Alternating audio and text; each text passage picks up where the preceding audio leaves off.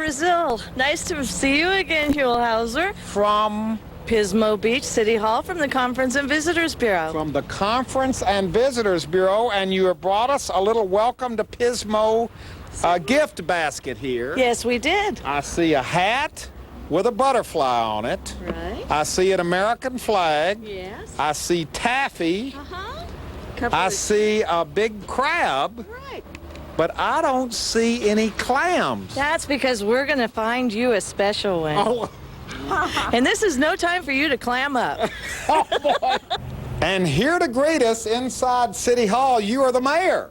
Yeah, Mayor Rudy Natoli. Nice to meet you, sir. My pleasure. You are the mayor of Pismo Beach, which in many circles is known as the clam capital of the world. I'm looking at the sign here. It says the city of Pismo Beach, clam capital of the world. Absolutely. Now, where did that come from, this clam capital of the world? What you see in the case here represents what we were famous for. And at one point in time, we were probably, we had an abundance of clams, legal-sized clams. And thanks to the otters and some other incidents that occurred, our population had decreased. So it's slowly regenerating, and hopefully in a couple of years it'll be back to normal size again. But you still pay homage to the clam. Absolutely. Because look at this great Put us on the picture that shows hundreds of people out on Pismo Beach, and look at the size of these clams. This is a minus tide taken shortly after the clam preserve was reopened. The beach in a certain section was closed to clamming for 20 years, and it reopened in 1949.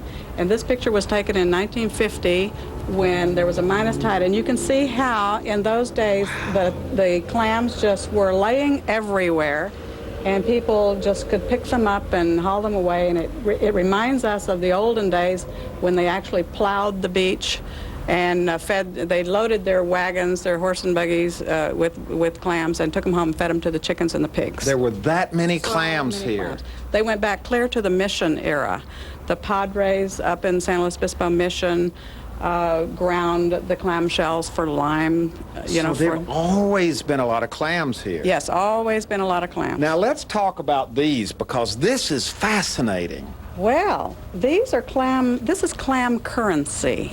Clam currency. Currency. Pismo Beach made its own currency during the Depression when the banks closed. So what would you do? You would pay for things? This is a $20 clam shell. Look at this. It might be called 20 clams, you've heard of. Good for $20 on demand at F.W. Wolverton Signs. Good for 50 cents at Restwell Cabins.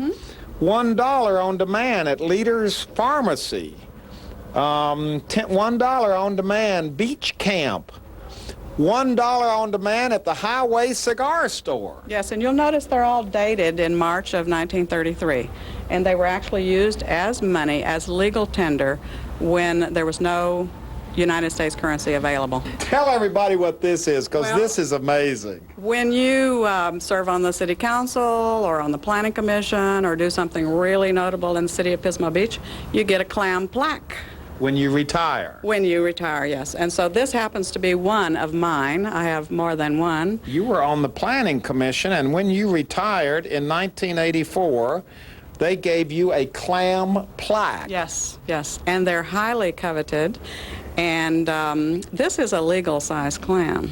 A legal size. Let's get a close-up look at this, because now this is what a Pismo clam looks like. This is a Pismo clam, and this one I think is about 5.5 inches across. It has a distinctive look to it, a shape to it. And it also has rings. Also, you can actually tell the age of a clam like you can tell the age of a tree by the rings. Wow. Well, as our clam adventure continues here in Pismo Beach, Effie has brought us to the Chamber of Commerce building. For what reason, Effie? Well, we have these monuments to the clam in several places in the city. You've already seen one at the entry to town. Monuments to the clam. Monuments to the clam. And here's another one right over here. And this monument is special because we have a guy. Introduce yourself to everybody. Ernie Fembris. And Ernie, what is it you do with these monuments to the clam? I decorate them 10 times a year. 10 times a year. And when you say decorate them, this is decorated obviously for the 4th of July. You decorate them for all the seasons. Yes, well, all the holidays. And how do you determine what it is you're going to do to the clam? Well, for Halloween, then it becomes a pumpkin, and for Thanksgiving, it's a turkey, and for Christmas, it's a reindeer, Rudolph himself. Now, who came up with the idea of decorating these monuments, these clam monuments? I believe it started with a fellow by the name of Blaine Forrest, who was the director of the Pismo Coast Village. So it was just kind of a promotional idea to decorate the clams. Yes. And what do you think about it? Is it kind of unusual as an artist to actually decorate a giant concrete clam? Well, I have fun. I think that's the best part of it all, because I entertain the children when they're watching me do it. And it's kind of a challenge, isn't it, to come up with new and different ways to decorate a concrete clam? Well, people ask me, passerbys ask me, how many coats of paint does it have? And my standard answer is that it was 14 inches tall when I started. Oh, so every time you change the decoration, you paint over what was there before. Exactly. I just paint over it. Well, thank you very much. I've never had the opportunity to meet an honest-to-goodness clam artist before. You're kind of one of a kind. Well, like I tell the children, perhaps they'll never meet Michelangelo, but they know who Ernie Fembris is. All right, bring it on, because it's one thing to talk about clams. It's another thing to have some clam chowder. And Effie, you have brought us to this place, Shelley's, which is one of the most famous local hangouts here in Pismo Beach. And these are very famous local yokels over here, right? Some of them are infamous, but yes. Yes, absolutely. Former mayors, present members of the council, various ne'er-do-wells from around the city, right? Right. All right, now we're getting ready to have some clam chowder, but what's interesting is that when you have clam chowder in Pismo Beach these days, the clams in the chowder aren't from Pismo Beach, are they? We had no commercial digging here for over 60 years. Now, where are these clams from? They come from Mexico. They come from Mexico. Actually, they come from Harry's across the street over here. Harry's going to get in. But I mean, he owns the place across the street. But you were saying actually they are from Pismo, right? Well, yes, they're conceived here. They swim to Mexico, grow up, and then come back. And we cook them. Yeah. Now, when you eat the clams, though, you think they're from Pismo. I mean, don't the tourists think? Yes. A lot of them do. They think they're actually from Pismo, but like Earl said, they haven't been from here for years. But there was a time when they did. They're standing in line here at the Splash Cafe, and they're standing here to get what? A bread bowl of clam chowder. Clam chowder. Now, we've already had some clam chowder across the street at Shelley's. Right. As we left Shelley's, we saw this big line here because people like to come to get your clam chowder. Absolutely. Now, let's be honest, though. We have found out from very reliable sources this clam chowder is not made with Pismo clams. Well, that's right. They're ranch-raised clams because the Pismo clam is not available commercially. We heard they come from Mexico. Oh, no, most of the clams actually come out of Washington and New York. New York? Right, and we have fresh clams shipped here, flown here twice a week from New York. But isn't this kind of a sacrilege? Here we are in Pismo Beach in California. People are lining up for clam chowder, and the clams are from New York. And Washington. And Washington. Well, that's West Coast. The Pismo clam is an endangered species. In fact, there was a moratorium that was just lifted like 2 years ago against all clamming completely in Pismo Beach. They have to be 7 inches across, which makes each clam about 20 years old. So we got to wait a while. If they're going to come back. Right, and for us to serve that many clams, they'd be out again right away. Right. Well, this will have to do. So you'll have to try the clam chowder here, too. I will. Boy, we are going to be...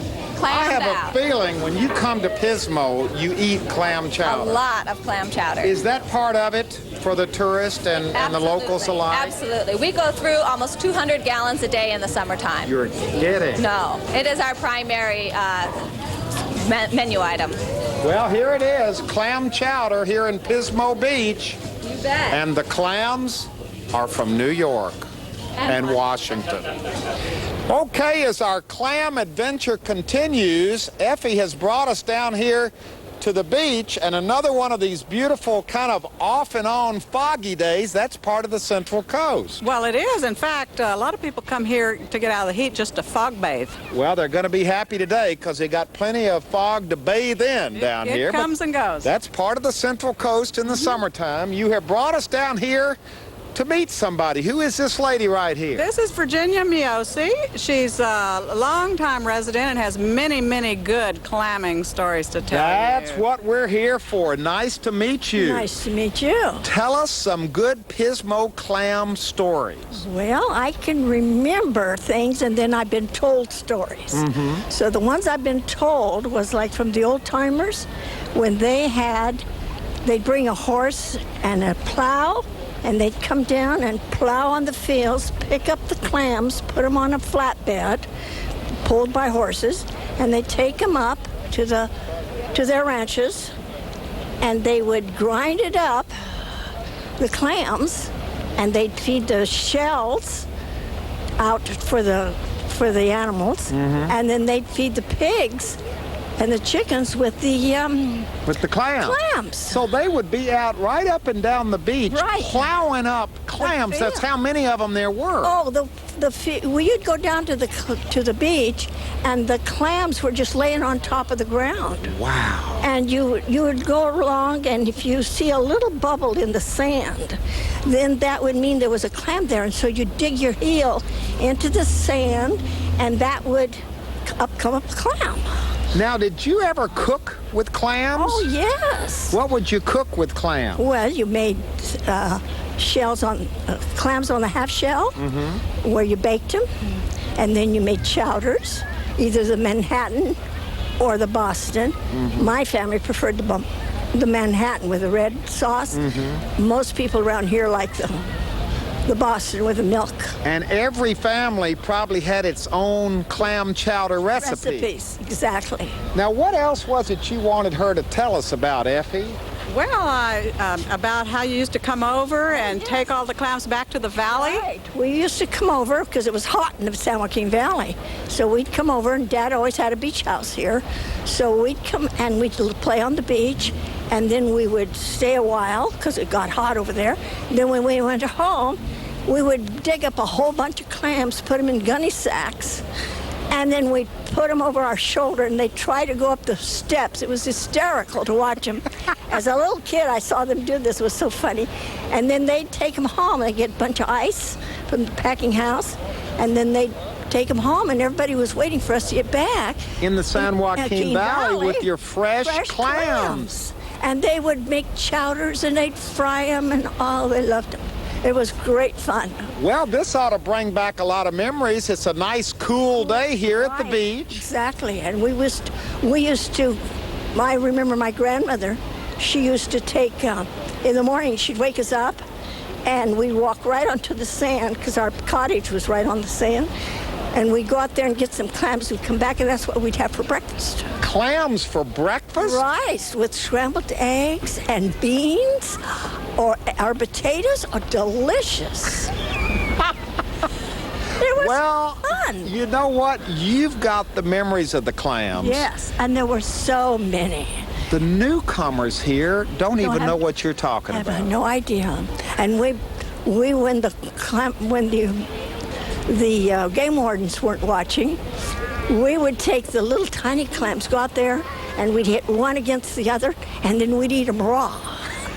And my dad loved his little Portuguese wine, so he had a jug of wine. He'd go to the bakery, get a hot loaf of bread, put it under his arm, and we'd go out and clam, and he'd hit the clams together, and we'd get a hunk of bread, and he'd and eat raw clams. It was delicious. Well, it just gets better and better because Effie and I have now left the pier and we've come down to the beach itself. Yes. We're in the sand, and you've brought us down here for the real payoff.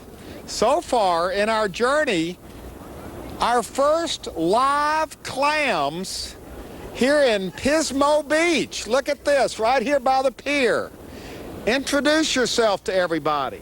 Huell, this is Sam the Clam talking. I'd like you to introduce you to our beautiful bride, Pam the Clam. So you're Sam? Sam D. Clam. And Pam. Yes, indeed. Nice to have you here, Huell. Well, this is very exciting. Now, what are your duties here in Pismo? And first, I must tell you, I'm kind of nervous.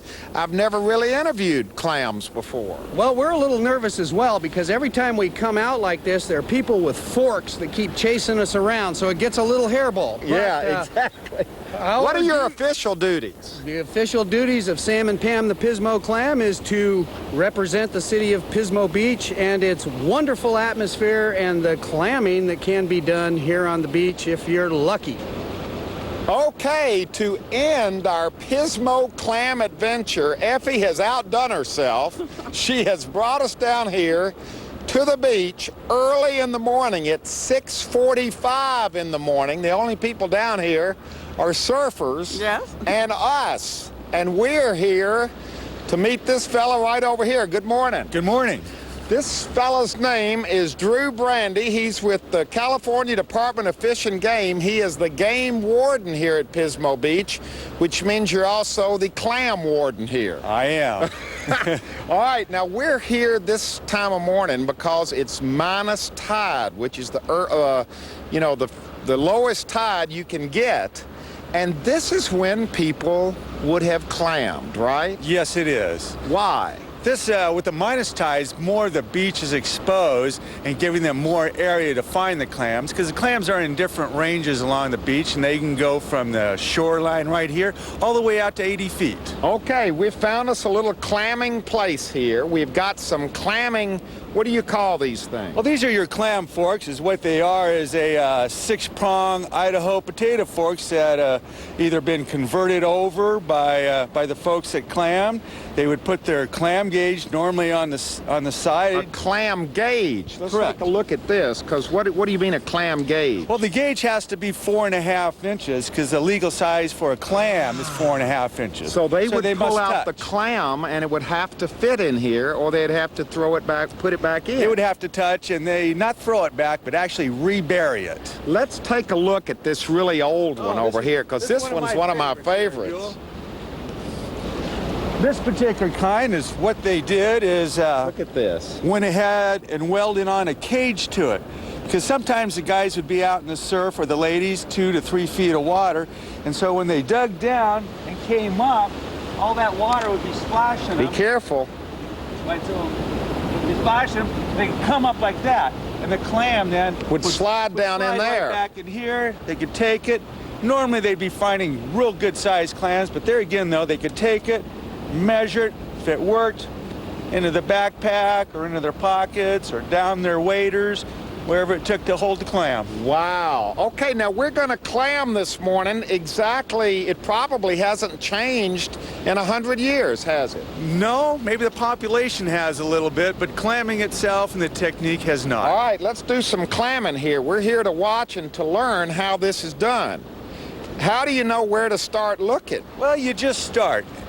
You just find a spot on the beach and you just start. So anywhere here? Anywhere out here, from right where we're at, because still it's a minus tide, so we're already out a bit here. Okay, so this would, under normal circumstances, all be covered with water. Normally, you can probably test that according to the pilings and the growth Right. of everything that's all right, exposed. let's dig. And while you're digging, Now, wait a minute. You're just trying to, what are you trying to do, feel I'm one? trying to feel the clam shell itself. Did you come down here this morning and try to find one earlier so you'd know where to look? Not really. Now, this could get old. Well, it takes a little while sometimes. So you literally are just working the beach.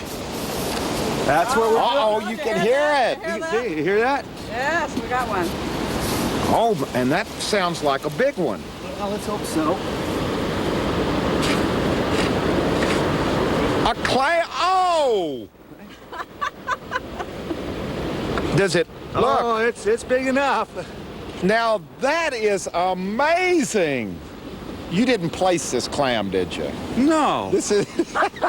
No, I mean, because I'd heard there weren't many of these big ones left. You just gotta look in the right places. Wow. This is a big Pismo That's a big clam. Pismo clam. What is it that sets a Pismo clam apart from any other kind of clam? Is this the only place you can get Pismo clams? No, Pismo clams are found from Half Moon Bay all the way down to Baja. What makes them special and big, they grow this size. It's a real heavy shell. Yeah, it's a heavy clam here. They can weigh up the largest one was actually one of the second largest one found in Pismo. 7 1/4 inch, 3 pounds, 13 ounces. Oh gosh. And what do they taste like? Oh, very sweet clam. Sweet meat, tender, tastes delicious. So Pismo clams are sweet clams. They are. Now, can we open this up and look at it? We can. Because I know some restaurants over there that would love to have this thing. Well, they're importing their clams from New York and Washington and Mexico. Is what you could do, Huell, if you were to find a couple clams, you yourself could take them to a restaurant, be there while they prepare them, and enjoy them there. Let's open this up. Alrighty. And while you're doing that, I had heard that you could also... Wait a minute, there's another one. There might be. I had heard that you could find them with your feet. You can. How does that work? Look at this, we're finding clams. That you could find them with your feet. Yeah. People used to look for them with their feet. If they didn't have any type of implement with them, But that's how what could they your do. feet get... They just down here. Wait a minute. Look, get out of It's a here. clam. Come on. Look. What is that? It's a clam. Let's get it out of here. Look at this. I found one with my feet. Look at this. Good find. The heck with those forks. Maybe we better Just check gotta your go around fishing it. license, though. We don't have a license. We don't, do we? I'm Well, supposed to have a license, aren't I? that was just an incidental find then, wasn't it? Look at this. Well, see, I'd heard that there weren't any big clams left There here. are a few big clams here. Very few, though. Most of our clams right now are in the 2 to 3 inch range. This is exciting. Oh, look, we've got 3 clams. Get that one, Effie. This is great. This is wonderful. That is a nice clam. Well, we couldn't end on a better note than this. We said at the beginning of our adventure that we're here at Pismo Beach in search of the world-famous Pismo clam, and we found 3 of them. And I found mine with my feet. It can happen. This has been a wonderful, thank you so much for taking us around. Thank you for taking us climbing. You're welcome. And here it is, the Pismo clam here at Pismo Beach, the clam capital of the world. This little clam, these big clams, Yes. fine examples of California's gold. Goodbye, everybody. We're going to keep clamming. You can dig. I'll work with my feet. Here, try right here, Huell. Try right here.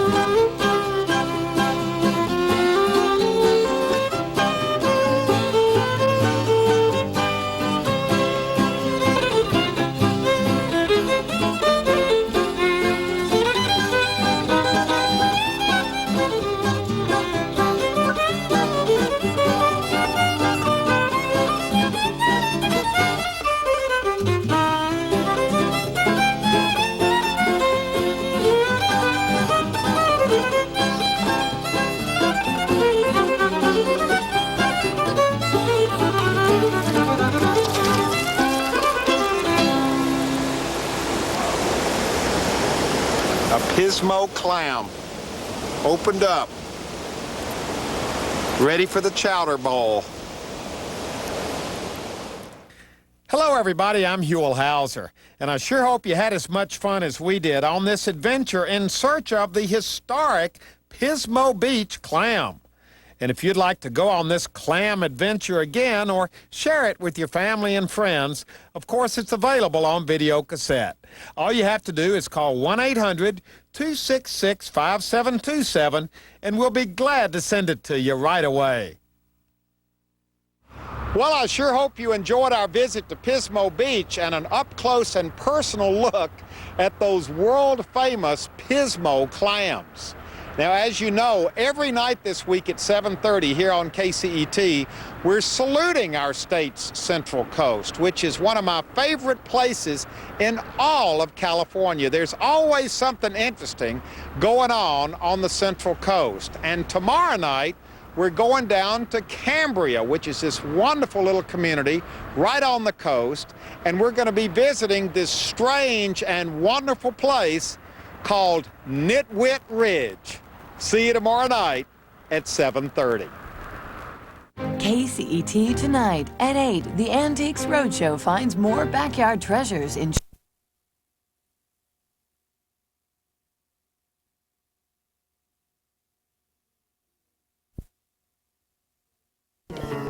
human beings. In association with KCET Los Angeles and is seen statewide on California Public Television. This series is endorsed by the California Teachers Association, the California School Boards Association, and the California Library Association. Hello, everybody. I'm Huell Howser, and here we are in beautiful and picturesque Cambria, or Cambria, depending upon your preference. The locals are kind of split down the middle on it. Anyway, we're up here on the central coast of our great state of California, and we have come here to visit this little community in search of one of its most colorful pages from its historic past. Not only is this a colorful page of history, but it's very unusual as well. And if you're curious as to what we're talking about, what we're in search of, well, you're invited as always to come on along with us as we continue our search together here on the Central Coast for California's gold.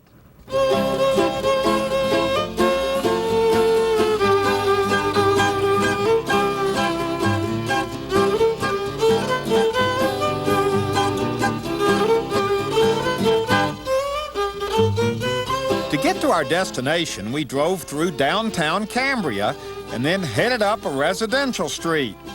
We were on Hillcrest Drive, and it didn't take long before we saw it. Welcome to Nitwit Ridge. Okay, here we are. We have arrived, and this is a sight to see. We have an official welcoming committee. Hello, I'm Huell Howser. Hi, welcome to Nitwit Ridge. This is California State Landmark number 939. Now, the state calls this a folk art environment, but the builder there on the toilet seat would have just called it junk, because that's all it is. And there's the man. Harold Beale. Art Beale's his name. Now, Art Beale. Yeah, he had two nicknames, Tinkerpaw, because he liked to tinker with his paws, and Captain Nitwit. Well, that one's kind of obvious. A lot of the neighbors around here thought he was a nitwit for building this place. Now, I get the feeling that you are giving me the tour right now. You've given this tour before, haven't you? Well, we try to give it a few times a day. Yeah, I have. I've been doing this since last July. We just started doing this. All right, now introduce yourself to everybody. Well, my name's Michael O'Malley, and this is my assistant son, Flame O'Malley. Oh, hi. Nice to meet you. Now, you all own this place? Yes, my wife and I and family bought it in '99, and my uncle and I have been fixing it up since then, and we just started giving tours since last July. Now, this is quite a place. It has been here since... Well, he started building this in 1928, he said, with idiot sticks, a pick and shovel, because he said it takes an idiot to man them. So Art started building Beale, this. that's his name? Yes. Art Beale kind of just was he an eccentric? Was he a folk artist? Was he trying to upset the neighbors? What was going on here? I think a little bit of it all, especially trying to upset the neighbors. Oh. And then he liked to just keep himself busy, I think, to keep out of trouble. Because he said, when you think about your problems too much, you get into trouble that way. So he just kept himself busy. Well, look, we've got a whole hillside here. This house has how many floors to it? Well, there's 4 levels. There's really 9 levels on the whole property, but the house is 4 levels and basically 5 or 6 rooms. Okay, and when you give tours, we have a family over here from L.A. who just happened to be here at the wrong time when we showed up, so they're going to kind of accompany us on the tour. So can we start and just kind of, boy, look at this gate here. Now this is a work of art right here. Look at this. All right, here we go up the stairs of Nitwit Ridge. Nitwit Ridge. This has a beautiful architectural look to it. He kind of knew what he was doing, didn't he? Well, he certainly did, and he loved arches, but you know, you better watch your head because it doesn't look like he used ladders. Now, wait a minute. Here is the official landmark right here.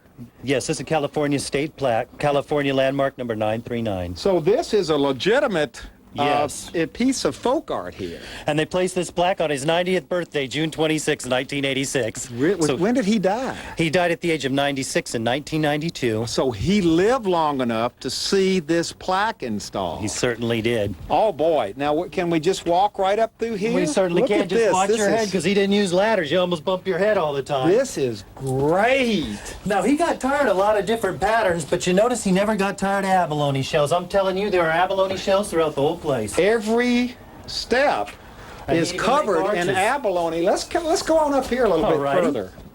This is kind of a self-guided tour here. Oh, wow. This just goes on and on and on. Now, if you look around a little, like this rock, he's got some animal rocks. Alligator, there's bear paw prints. If you really look into some of the rocks, you'll start seeing different things coming out at you. And you know, this was his gardens because he lived off the land. He didn't eat much meat, and well, his mother was a Klamath Indian and his father was Irish. And he never knew his father, and his mother died in the 1906 San Francisco earthquake, so he always said he was an Indian, and he lived off the land, and he grew everything. So he would have had vegetables up here. And they said corn, artichoke, squash all through here. And look back up here. This would have all been a very usable garden area up here. Oh, it certainly was. It sustained him. This took a lot of work. A whole lot of work. And you know, I'll let you in on another secret. You may have known all these handrails. Well, those were water pipes, and he was off a water metered system, but they sold that in '97, so there's no water meter here. Well, all these trees fruit off the groundwater. That's his pear tree, his crabapple tree. There's 3 ground springs, so everything takes care of itself. And all of this was a garden area here. All of this.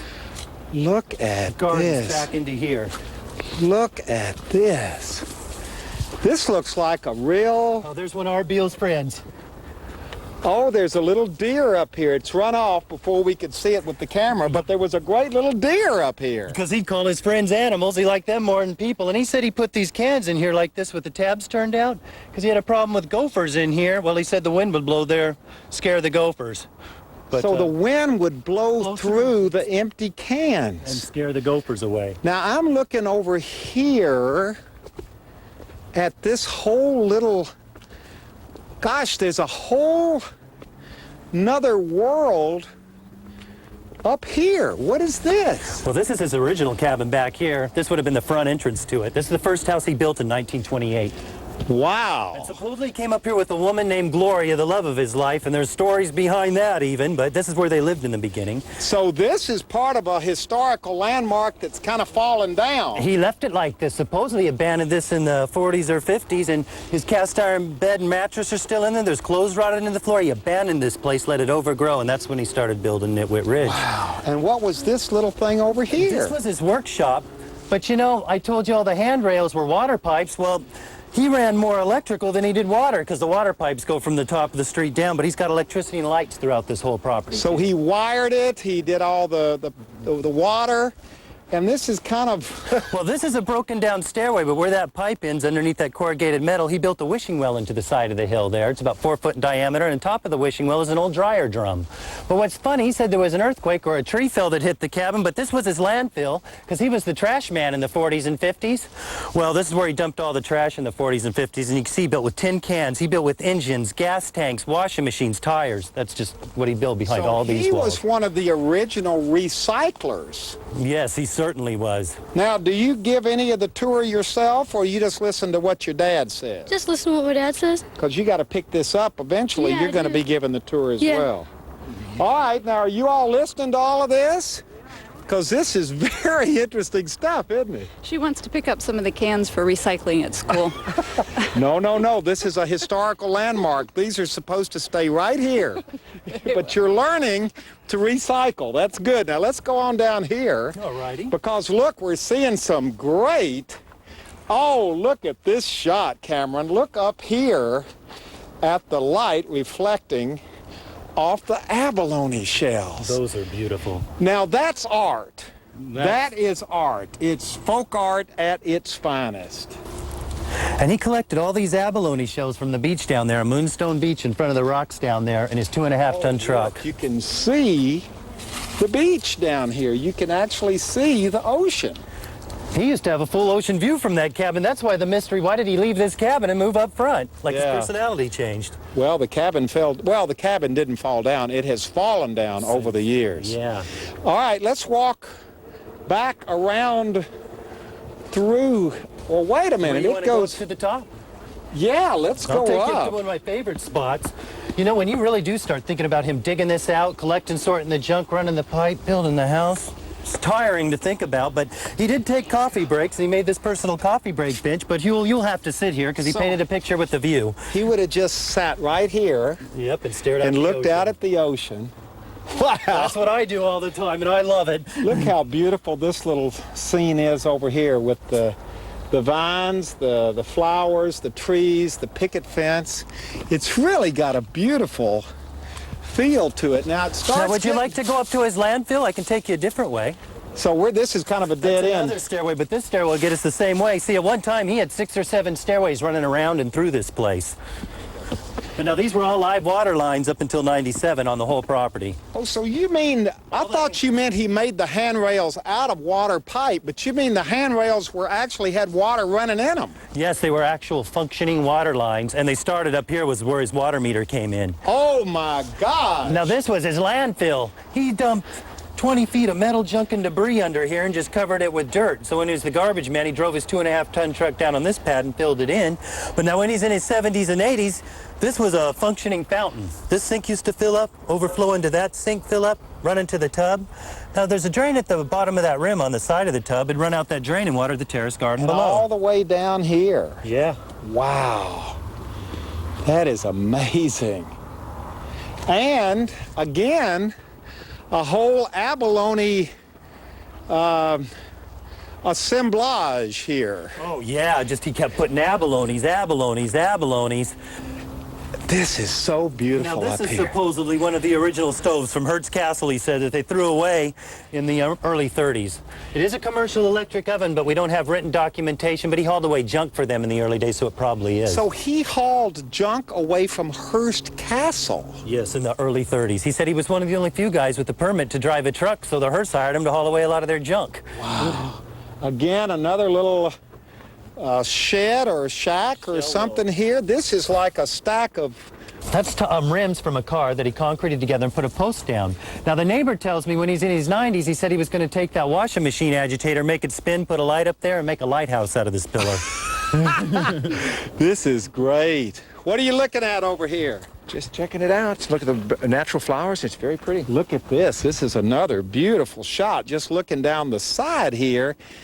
A little natural garden down there. Yeah, it's really nice. Really nice. A lot of his perennials still come back every year. His same plants and flowers that he's planted just keep coming back. Now, I'm looking over here. He had fancy neighbors who kind of built around him. We're inside his backyard. Now, he called all these neighbors Johnny-come-latelys because he said he was here first when this was a forest, and all these people were coming in and changing it, trying to get him out of here.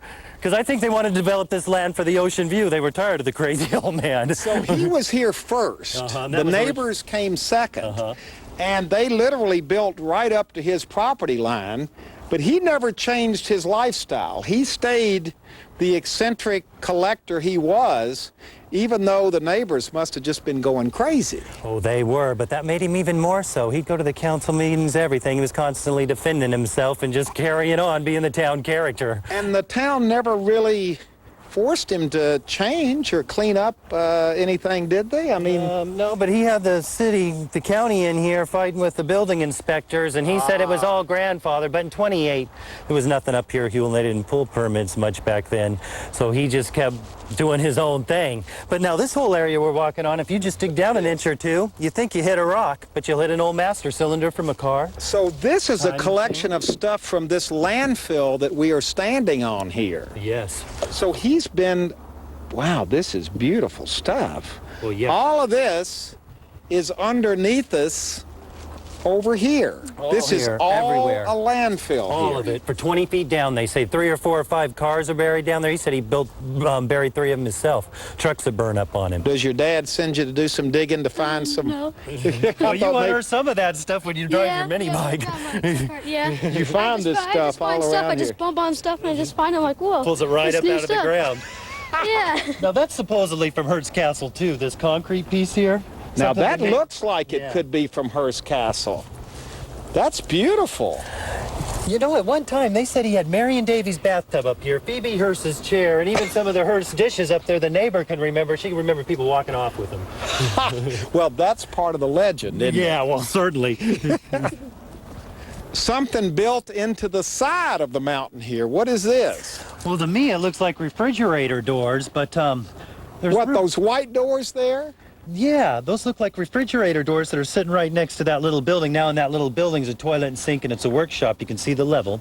But those white doors, supposedly he built tunnels on here in the 30s, he told people. Then he has another story that he kept kennels for the Army during World War II that he sealed up and let overgrow. So if we ever get up to shoring that room up, I want to drill a hole in those doors. Now maybe full of roots are caved in, but who knows? Maybe it's the entrance to his tunnel. Have you ever tried to find tunnels? Do you think there are tunnels all through here? Well, I don't know. I hear rumors. A lot of people that he talked to over the years, he said he dug tunnels on here in the 30s, but I still haven't found anything. See, I have a feeling that a lot of the lure of this place are the legends that have grown up about it. Some true, some not true.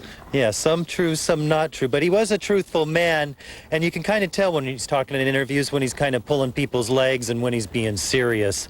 So the tunnel thing, I really don't know. But in there, it does look like he sealed up maybe a workshop or something.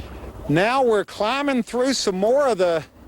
Watch your head here. He had low overhangs. Well, he was a short guy. Where are we now? What are we looking at? Well, you know, I call this the hillbilly patio because in pictures from the early 70s, he used to have an indoor couch out here with all the stuffing coming out, sheets and blankets hanging everywhere. And he had a PG&E spool for a tabletop there, and that's where he'd bring people in off the street to entertain. So this was kind of like his little indoor, outdoor...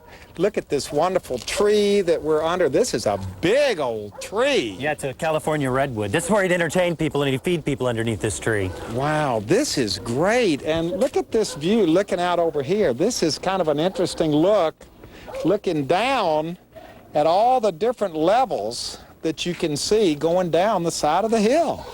Boy, you have to be in pretty good shape to live at Nitwit Ridge or visit here. Well, you know why he lived so long? He just kept walking, but you did. It kept him in good shape all his life. Come on, our group from L.A. is kind of straggling.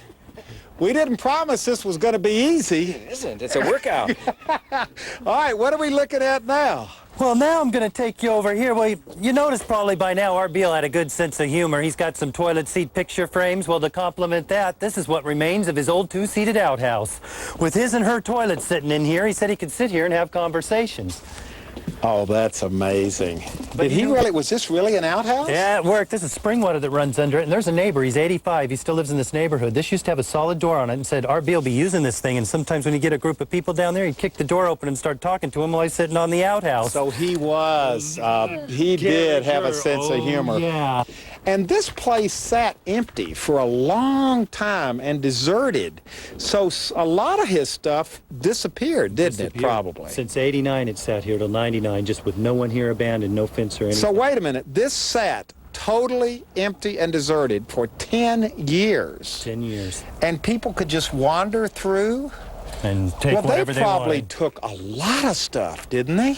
They took a lot, but you know, I'm surprised there's anything left. I mean, anything. To me, people did have a little respect for this place because they didn't burn it down or write graffiti all over. Or Nobody take everything. vandalized it. A teeny bit, but not too bad like you'd think to be unguarded for that long. They did have some respect. And look at this great little, just this little gate. Everything just has so much. Well, look, these are golf balls They up certainly here. are. And just pieces of rebar and a bent pipe. But it's beautiful. It's beautiful. It's just neat. It's neat. We're inside the house, and we're heading toward Art Beale's bedroom. His bedroom. Yep. And look, there's still... Well, these are his actual clothes that we found when we came in here in '99. They were strewn all over the floor, and there's shoes. So these are his actual clothes. They certainly are. Still here. Still here. We just hung them up. And there's a few pictures and books in the library, him in his bathrobe when he got a little older. And the newspapers are from '61 and '64. Look at this old lamp, this old radio, all of this stuff in the windowsill, the old... That's his old desk with things still in it. We haven't gone through that yet. What do you mean you haven't gone through? Well, I want to leave it pretty much the way he left as much as possible, because I'll tell you something, Huell. Art Beale caught us medicine chewing tobacco, and he chewed tobacco even when he got old and bedridden, and he used to have a spittoon sitting up here. Well, he got sloppy and missed. That's the tobacco still left behind from '89 or before on the side of the desk here. This? Yep. Now that's a piece of history I'm sorry I even found out about. Sorry about that. We're walking into the kitchen. Or the refueling station, as he'd call it. Now, you know, when we came here in '99, this was almost eerie to me, because his canned goods are still in here from '99. Wait a minute. These are the original kidney beans, carnation milk. I don't even want to guess. I think that's barbecue sauce, what was in there. Quaker oats. And you know he's not feeling too regular, because over in this other cabinet, he even has some Metamucil and just dehydrated pickles are still left behind. Wait a minute. Pull out the dehydrated pickles. Oh, my gosh. But that's what's neat. You get a rough sense of how he lived, Huell, but you know, I don't know how rough it is. He was an old bachelor. It may have been this dirty when he was living in it. Now look in here. You've got cabinets. This won't even open. That one, I think. Oh, Yeah, you they're have to both. open them like this. Yeah, this is all kind of frozen in time here. Look at the dishes in here. They've been washed and cleaned up a little bit. I was going through here one day and I found his zipper collection. So he'd cut up his clothes for rags, save his zippers to repair his clothes or find another use. Now, you know, my grandma grew up on the farm in Oklahoma, lived through the Depression. She'd save strings, buttons, zippers. A lot of people are telling me their parents and grandparents did. You know, we complain about landfills and get more disposable every day. We could learn a lot from the old timers, but all this is his things. How would you describe this? Eccentric. I'm getting worried that my husband's going to get some ideas. It scares me a little bit. What are you looking at back there? We can reproduce some of this stuff at home, I think. See? The terraces, little gardens. But you know what it does? It really shows you how he saw use in everything. Everything. Now that's a lesson for the kids. It's a lesson really for all of us to pick up on, isn't it? Oh, it certainly is. It's a nice way to live, and I think we could all learn from it. There's a little bit of Art Beale in everybody, though, I guess. Now we're on the terrace, and this was a significant piece in the Art Beale story. Yeah, he used to come out here and relax all the time, but you know, the way the house looks, people have been coming by here for years. So if you happen to drive by out here and look at this house, he'd walk out here and he'd size you up by looking at you. He's going to decide if he liked you or not by your looks. Now, if he didn't like your looks, he'd stand out here and shake his fist at you and say, "Move along, small change." He may even throw some rocks at you. Oh, Because there's some neighbors that I've talked to that still live in this neighborhood today. He used to throw rocks at all the time. But then, you know, the other half or three-quarters of people I talked to never saw the house before. Say you walk out here, look at him. Oh, come on in. You're my kind of people. He'd bring people through here, give them tours, tell them stories, make them lunch. They just loved him, said he was a kind man. So he could size people up very quickly. Very quickly. Sometimes, though, like everybody, I think he might have made mistakes, you know, judging a book by its cover, like a lot of people judge this house by the street, and there's so much more behind it. So I don't know if he's right or wrong in that sense, but yeah, he'd size you up by looking at you. And he was nice most of the time. Most of the time. You know, he didn't like people, I guess, that thought they were highfalutin or above everybody else. Art Beale was a man that was down to earth, maybe from his upbringing, but if you thought you were above, that's the people he really didn't like, I guess. Well, this has been just about as much fun as I've ever had. This is an amazing place. Now tell us what the future holds for good old Nitwit Ridge. Well, it's still a California landmark, number 939, a folk art environment. I bought it in '99, my wife and family and I, and we've just been restoring it since then. Now, we've been giving tours since last July. And So wait a minute, people can come here on tours every day, every week? We give them daily from 9 to 5 by reservation only. They have to call first. Okay, so we'll put the number on the screen that people can call, and they can come by here just like our family from L.A. did today. Did they call ahead or just drop by? Well, these people happen to drop by. Uh-oh. Well, if you get lucky and I'm out here, you can just drive by. But otherwise, you can call and make a reservation and come on these tours, and you're just slowly, room by room, level by level, kind of restoring, kind of bringing it back without losing the kind of faded glory of the place. Yeah, trying to just like preserve what's left, you know, and just whatever we have to restore, we do, but we do it as minimal as possible because I want to keep the feeling here that's here. Well, let's pay tribute once again. The fellow's name was Arthur Harold Beale. He moved here in 1928. And he died here in? He died in this county at the age of 96 in 1992, but he lived in the house till 1989. Wow. This is a wonderful, wonderful example, not only of folk art, but it is a fine example of California's gold. Goodbye, everybody, from Nitwit Ridge.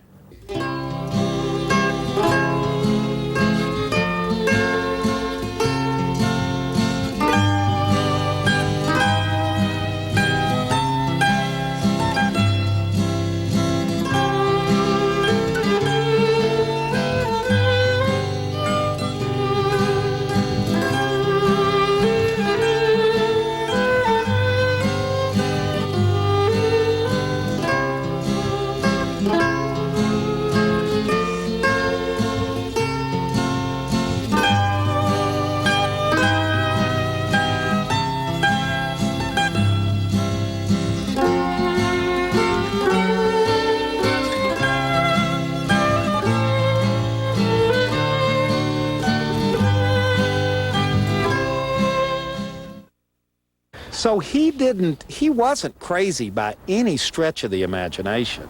No, not by any stretch. I mean, he was eccentric, and in the best definition of the word, but certainly a very literate and well-spoken man. Yeah, a lot of people even say he's a genius, you know, because they're a little off. But yeah, and just everything he did here was creation. He didn't believe in destroying our environment or the animals or anything. He was just kind of a creative guy that kept himself busy.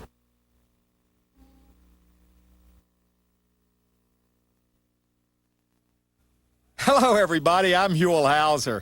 And if you enjoyed our visit to Nitwit Ridge up in Cambria on our state's central coast and would like to see it again or share it with your family and friends, it's available on video cassette. All you have to do is call 1-800-266-5727, and we'll be glad to send it to you right away. Well, I sure hope you enjoyed our visit to good old Nitwit Ridge up in Cambria. If you have never been there, it is well worth a visit up the coast. Visit Nitwit Ridge, and hopefully you'll be lucky enough to get little Flame or his father to give you the tour, just like they gave it to me.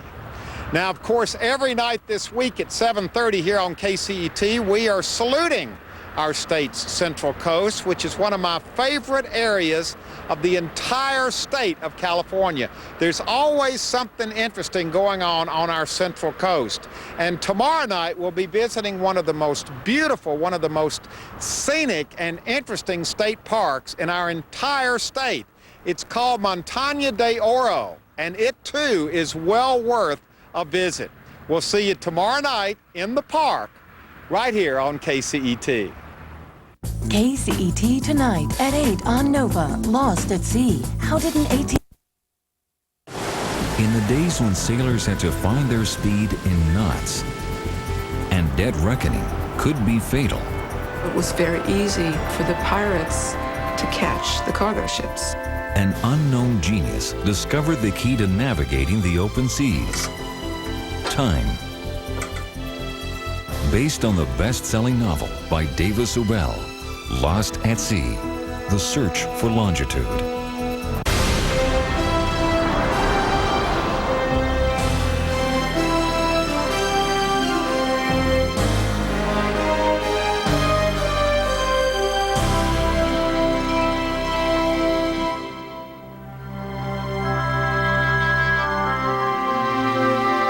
Major funding for NOVA is provided by the Park Foundation, dedicated to education and quality television. We see you inventing the next big thing. Microsoft is proud to sponsor NOVA for celebrating the potential in us all. Science.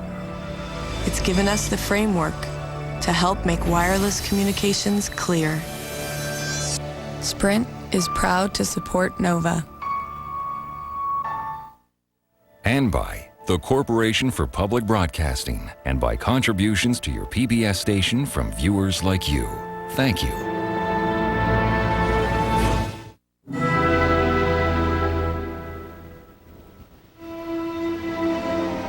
O God, thy sea is so great, and my boat is so small.